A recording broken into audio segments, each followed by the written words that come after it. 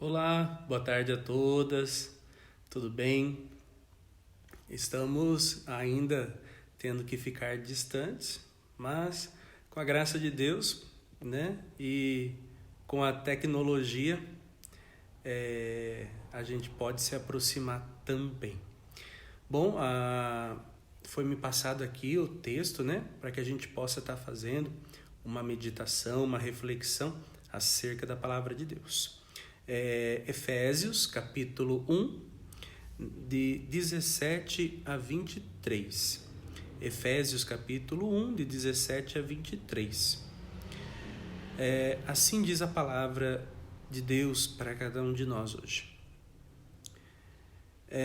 Para que o Deus de nosso Senhor Jesus Cristo, o Pai da glória, vos dê um espírito de sabedoria e de revelação, para poderdes realmente conhecê-lo, que ele ilumine os vossos olhos, os olhos do coração, para saberdes qual é a esperança que o seu chamado encerra, qual é a riqueza da glória da herança entre os santos e qual é a extraordinária grandeza do seu poder para nós, os que cremos, conforme a ação do seu poder eficaz, que ele fez operar em Cristo, ressuscitando-o de entre os mortos e fazendo-o assentar à sua direita nos céus, muito acima de qualquer principado e autoridade, e poder e soberania, e de todo nome que se possa nomear, não só neste século,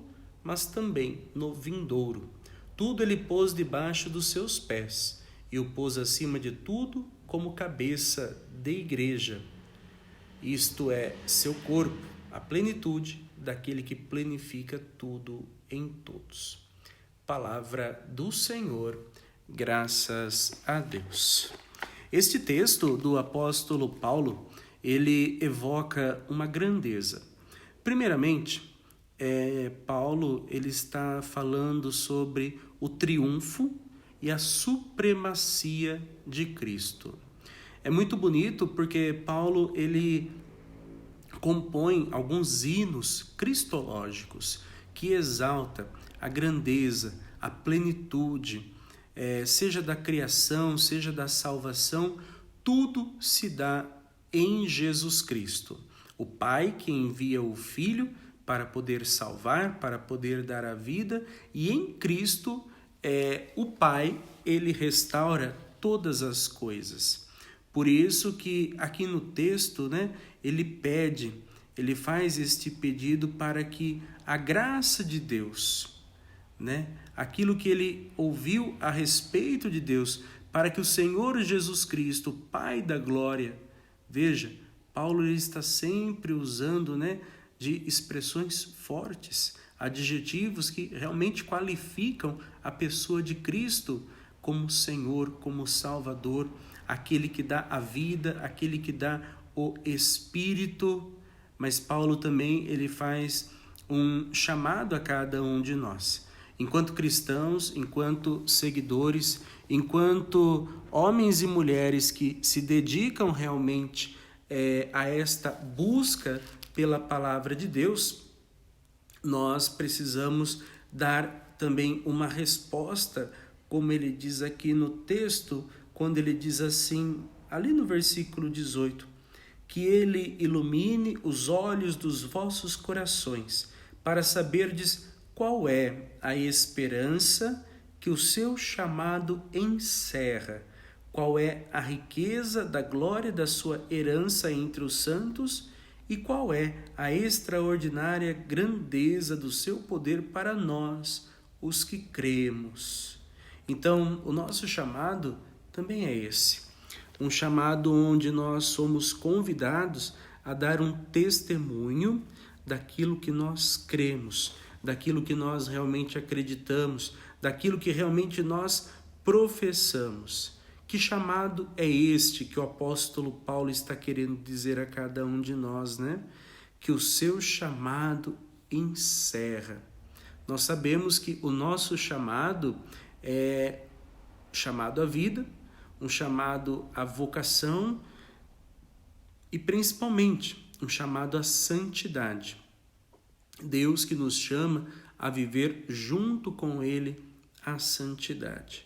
Por isso, vamos pedir, a partir desse texto, que dentro das nossas meditações sobre o creio, sobre a profissão de fé, o que justamente este texto de hoje está querendo dizer a nós, a grandeza do nosso Deus, a grandeza de nosso Senhor Jesus Cristo, Ele que está acima de tudo, acima de todos os nomes, acima de todos os poderes, acima de qualquer autoridade, acima de qualquer soberania, como está na palavra, muito acima de qualquer principado e autoridade, poder e soberania e de todo nome que se possa nomear, não só neste século, mas também no vindouro.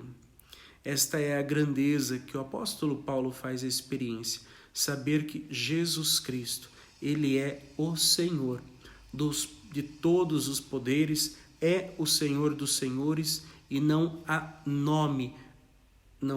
um nome maior do que o dele e não há outro nome no qual nós podemos ser salvos. Peçamos hoje, diante desta palavra que é proposta a cada um de nós, pedir ao Senhor, como diz o texto, Ele que é a cabeça da igreja.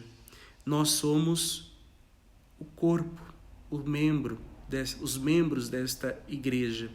E é Ele quem planifica e dá a plenitude. Peçamos a Deus para que, perseverando na fé, perseverando no amor, perseverando nesta caminhada que nós estamos trilhando junto com Jesus Cristo, possamos realmente, enquanto membros deste corpo que é a igreja, e a igreja que tem a cabeça, que é o próprio Cristo, que sejamos membros fiéis, membros que sabem corresponder àquilo que a cabeça pensa. É assim na nossa vida.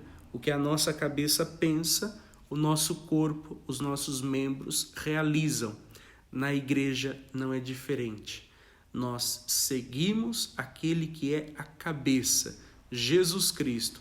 O seu corpo, que é a igreja, deve acolher os mandamentos.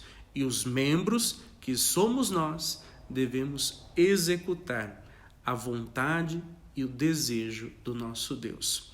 Que Deus nos ajude, que Deus nos abençoe. Fiquem cada uma de vocês na paz, no amor do nosso Deus. Com a graça de Deus, logo nós nos veremos, estaremos juntos e peçamos ao Senhor para que nunca nos falte a fé, o amor, a alegria e principalmente o sinal da nossa unidade. Um grande beijo no coração de cada uma de vocês. Fiquem com Deus. E que Nossa Senhora da Esperança abençoe a cada uma de vocês. Em nome do Pai, do Filho e do Espírito Santo. Amém.